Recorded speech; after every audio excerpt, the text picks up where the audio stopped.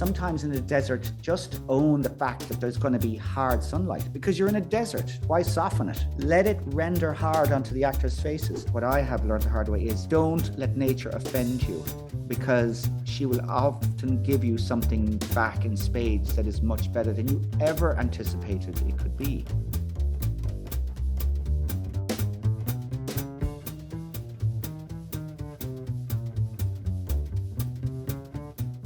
The future you've seen may very well be immutable. You were happy to get the word ignis from my vision and act on it. Now, if I do it, it's wrong? Here's a difference which you should already grasp.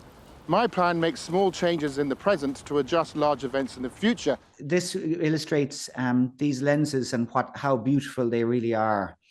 The format for that scene we talked about to Goyer because the lenses render onto a large monstro sensor.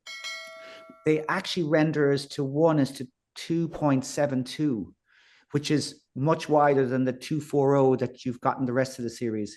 It did actually capture stuff on the left and the right. So for those sequences, we zoomed out and you get the full 272, which only those lenses can do. And also you see how the lovely contrast works in that desert area. Like there's nothing you're going to do to beat the sun there. And you can't bring in large fly swatters and silks because it's just too remote. So we just said, let's go au naturel. We've got enough bounce from the sand and we might get lucky with the sun. We turned it around now and again, of course, so we have a little backlight. But it shows as well that sometimes in the desert, just own the fact that there's going to be hard sunlight because you're in a desert. Why soften it? Let it render hard onto the actors' faces.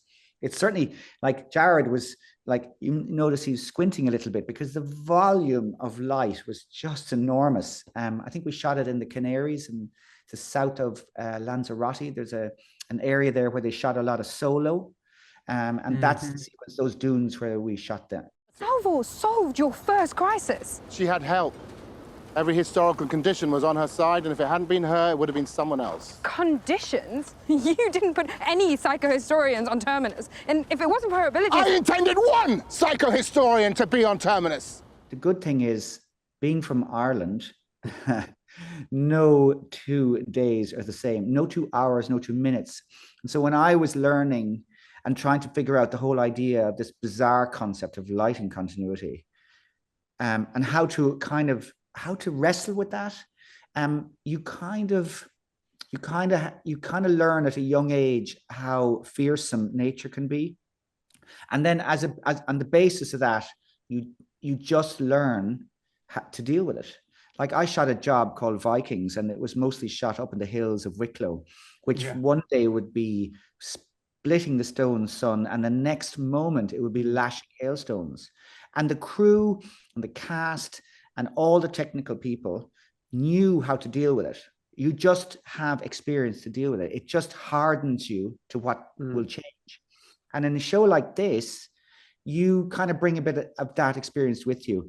And what you've learned the hard way, or what I have learned the hard way, is don't let nature offend you, because she will often give you something back in spades that is much better than you ever anticipated it could be. You seem to think you're very indispensable. Well, Gail, it is my plan. But no, at enough scale, I am insignificant.